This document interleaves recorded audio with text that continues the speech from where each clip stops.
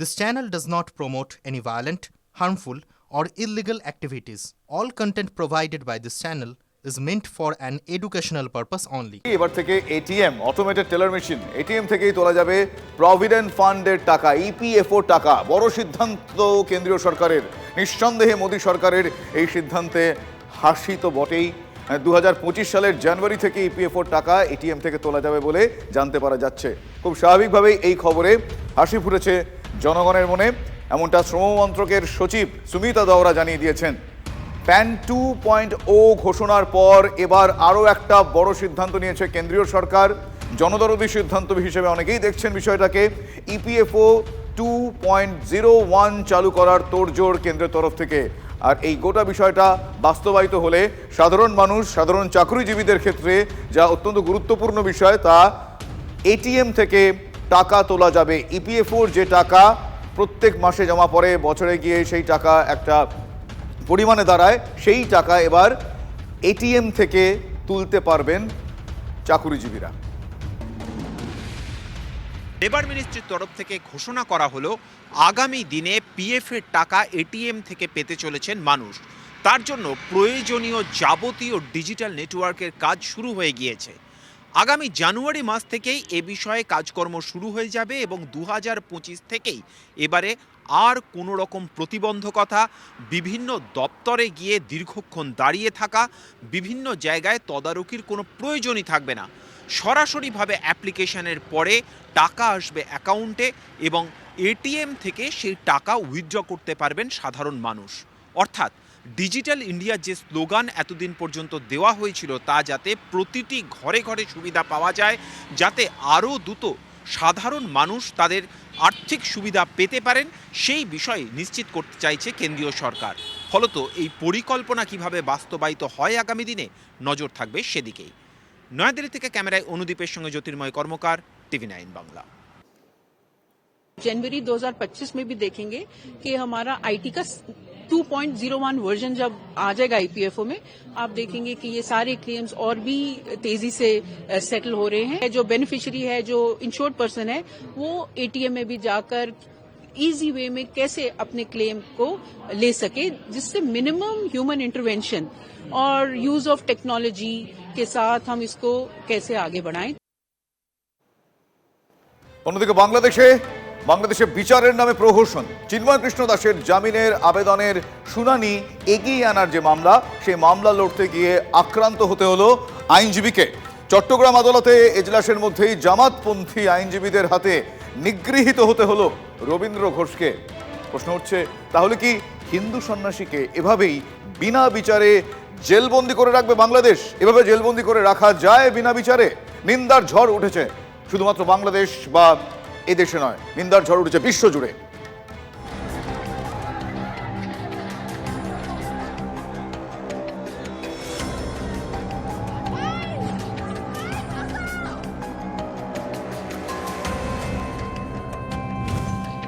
ন্যায় বিচারহীন 16 দিন। বাংলাদেশে সংখ্যালঘু হিন্দুদের উপর নির্মম অত্যাচারের নিদর্শন। সন্ন্যাসী চিন্ময় কৃষ্ণপ্রভু গত 25 নভেম্বর থেকে বিনা বিচারে তিনি চট্টগ্রামের জেলে বন্দী, যার প্রতিবাদ চলছে বিশ্বজুড়ে। কড়া বার্তা দিয়েছে দিল্লি, কিন্তু বাস্তব ছবিটা কি? চিন্ময় কৃষ্ণ দাসের জামিনের আবেদনের শুনানি এগিয়ে আনার জন্য যে আর্জি জানানো হয়েছিল, সেই মামলায় সওয়ালই করতে পারলেন না তার আইনজীবী। বিচারকের সামনেই তাকে কট্টরপন্থীরা নিগ্রহ করে বলে অভিযোগ। শেষ পর্যন্ত উপযুক্ত ওকালতনামা না থাকার কারণে চিন্ময় কৃষ্ণপ্রভুর আবেদন খারিজ করে দেন চট্টগ্রাম আদালতের বিচারক। আমাকে যখন আমার অ্যাপ্লিকেশন গুলো মুভ করি, আমার পিছন দিক দিয়ে দুই একজনের ধাক্কা দিয়ে, আমি আশা করতে পারি নাই আইনজীবীরা কি করে সন্ত্রাসী করতে পারে। শুধু শারীরিকভাবে আক্রমণ নয়, শুধু আমাকে মৌখিকভাবেও আক্রমণ করেছে এবং তারা সন্ত্রাসী অবস্থা করে জজ সাহেবকে পর্যন্ত আজকে থ্রেট করছে। তবে এই কোনো বিচ্ছিন্ন ঘটনা নয়, কারণ এই চট্টগ্রাম আদালতে দাঁড়িয়েই এখনকার কট্টরপন্থী আইন কারবারিরা সরাসরি হুঁশিয়ারি দিয়েছিলেন চিন্ময় কৃষ্ণর আইনজীবীদের। এই চট্টগ্রাম আদালত পাড়ায় যারা যদি কেউ সাহস করে এই চিন্ময় দাসের পক্ষে এবং চিন্ময় দাসের দোষরের পক্ষে কেউ যদি ওকালতি করতে চায় কিংবা ওকালতনামা দাখিল করে এই কোর্ট বিল্ডিং এর তাকে গণপিটা দিতে হবে। এরপর বুধবার চট্টগ্রাম আদালতে কি ঘটল? আজকে আমি মনে হচ্ছে আমার জীবন এখানে শেষ ফুরিয়ে যায়। এবার শুনুন দিন কয়েক আগে টিভি9 বাংলায় বসে মোহাম্মদ ইউনিসের প্রেস সচিব শফিকুল আলম গলার শিরা ফুলিয়ে কি দাবি করেছিলেন। তার লিগ্যাল অ্যাটমসফিয়ারকে আমরা সেফ এন্ড সাউন্ড রাখার একদম আমাদের কমিটেড। চিন্ময় প্রভুর যদি লয়ার মনে করেন যে উনি ইনসিকিউরিটিতে ভুগছেন, উনি আমাদেরকে বলেন, আমরা ওনাকে সিকিউরিটি দিব। এটা আমাদের একদম কমিটমেন্ট। আমি আক্রমণের শিকার হয়েছি ভিতরে, যখন আমি ছিলেন আমাকে একটা ঘুষি মেরেছে, এটা তো আক্রমণ। বাংলাদেশের সংখ্যালঘু মানুষরা এবং সনাতনী জাগরণী মঞ্চ সংখ্যালঘুদের যে বিভিন্ন সংগঠন তারা দাবি করছে বাংলাদেশের বুকে সংখ্যালঘুদের কোনো অধিকার নেই। গণতান্ত্রিক যে অধিকার সংখ্যালঘুদের থাকার কথা সেটা থেকে তারা বঞ্চিত হচ্ছেন।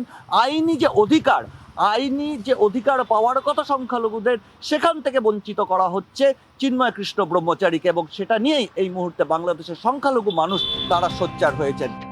চিন্ময় কৃষ্ণের পাশে দাঁড়িয়ে ন্যায় বিচারের প্রশ্নে ইউনিস সরকারকে কাঠগড়ায় তোলেন বাংলাদেশের প্রাক্তন প্রধানমন্ত্রী শেখ হাসিনাও। কিন্তু পরিস্থিতি যে একটুও বদলায়নি তা স্পষ্ট। প্রশ্ন উঠছে, যে পরিস্থিতি তৈরি হয়েছে তাতে আদালতের পূর্ব নির্ধারিত রায় মেনে আগামী ২রা জানুয়ারি চিন্ময় কৃষ্ণের জামিনের আবেদনের শুনানিতে কোনো আইনজীবী অংশ নিতে পারবেন তো? সংশয় রেখেই তাই বলতে হচ্ছে ইউনিস সরকারের নির্লজ্জতা সীমাহীন, চিন্ময় কৃষ্ণ বিচারহীন। সিজার মন্ডলের রিপোর্ট, টিভি9 বাংলা। আতঙ্ক, চোখে মুখে এখনো আতঙ্ক। কোনো মতে প্রাণ হাতে নিয়ে বাংলাদেশ থেকে ভারতে পালিয়ে আসা, ঠিক যেন সিনেমার স্ক্রিপ্ট। অপরাধ একটাই, ইসকনের ভক্ত। আর সেই খবর যায় কট্টরবাদীদের কানে, আর তারপর থেকে আসছে লাগাতার হুমকি। প্রাণে বাঁচতে ভারতে ঢুকতে গিয়ে আবার বিএসএর হাতে ধরা পড়ে গিয়ে বাংলাদেশের হিন্দু সম্ভ্রান্ত পরিবারের মেয়ে এই মুহূর্তে সন্ত্রস্ত। বাংলাদেশি নাবালিকাকে কোচবিহারে সরকারি হোমে পাঠানোর নির্দেশ রায়গঞ্জের জুভেনাইল জাস্টিস বোর্ডের। অন্যদিকে প্রাণে বাঁচতে নদী সাঁতরে এপারে এসেছে বাংলাদেশি হিন্দু ছাত্র, তাকেও ধরা হয়েছে। বাংলাদেশে কট্টরপন্থী মৌলবাদীদের তাণ্ডব চলছেই। ইউনুসের বাংলাদেশে হিন্দুদের ওপর অত্যাচার বেড়েই চলেছে। ভিটে মাটি ছেড়ে নিরাপদ আশ্রয়ের খোঁজে মরিয়া হিন্দুরা। বাংলাদেশের পঞ্চগড়ের বাসিন্দা এই নাবালিকার পরিবার ইসকনের ভক্ত। অপরাধ শুধু এটাই, ওই পরিবারকে লাগাতার হুমকি দিচ্ছে কট্টরপন্থীরা। মেয়েটিকে বাড়ি থেকে তুলে নিয়ে যাওয়ার হুঁশিয়ারিও দেওয়া হয় বলে অভিযোগ। বাধ্য হয়ে অসুস্থ বাবা মাকে বাংলাদেশে ফেলে ভারতে পালিয়ে আসে ওই নাবালিকা। জলপাইগুড়ির বেলাকোবায় এক আত্মীয়ের বাড়িতে যাওয়ার কথা ছিল। উত্তর দিনাজপুরের ফতেপুর বিওপি এলাকা থেকে ওই নাবালিকাকে আটক করে সীমান্তরক্ষী বাহিনী। এরপর তাকে পুলিশের হাতে তুলে দেওয়া হয়। বর্তমানে ওই নাবালিকার ঠাঁই হয়েছে হোমে। ও আমাদের ইসকনের ভক্ত বলে ও টর্চারিং করেছে, তারপর ওকে কিডন্যাপ করবে এই ভয়ে তো ও আসছে। ওরা বাড়িতে আসে হুমকি দিচ্ছে, ওরা কি করে থাকবে। তো সেই জন্য ওরা দুঃখে যে আমার সামনে যদি আমার মেয়েকে টানে নিয়ে যায়, কিডন্যাপ করে, তাহলে আমাদের জীবনটা বাঁচে থাকে কীভাবে। মৌলবাদীদের হুমকি আর হামলার জেরে প্রাণ ভয়ে বাংলাদেশ থেকে পালিয়ে ভারতে প্রবেশ করতে গিয়ে ধরা পড়ে এক যুবক। জলপাইগুড়ির রাজগঞ্জের করতোয়া নদী সাঁতরে ভারতে আসা মাত্রই আটক করে বিএসএফ। ধৃত বিএ প্রথম বর্ষের ছাত্র জীবন বর্মনের বাড়ি বাংলাদেশের রংপুর জেলার ঠাকুরগাঁও গ্রামে। আমি একজন সনাতনী, আমাদের হিন্দুদের উপর অনেক টর্চার হচ্ছে, যার কারণে আমি বাংলাদেশ থেকে ইন্ডিয়াতে আসি। বাংলাদেশ থেকে প্রাণ ভয়ে পালিয়ে আসা হিন্দুদের পাশে দাঁড়ানোর বার্তা ভারত সেবাশ্রম সংঘের।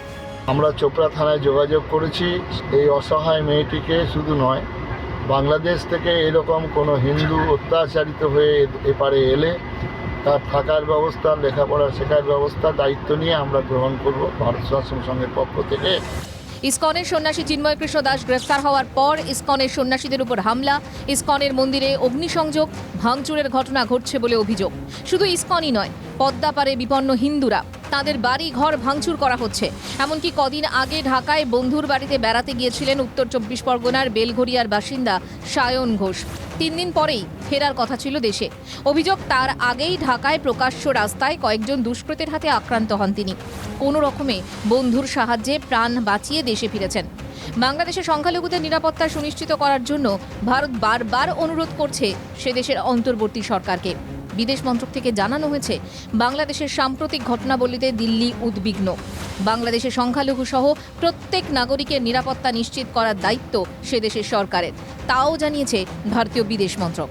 Bureau report, TV9 Bangla.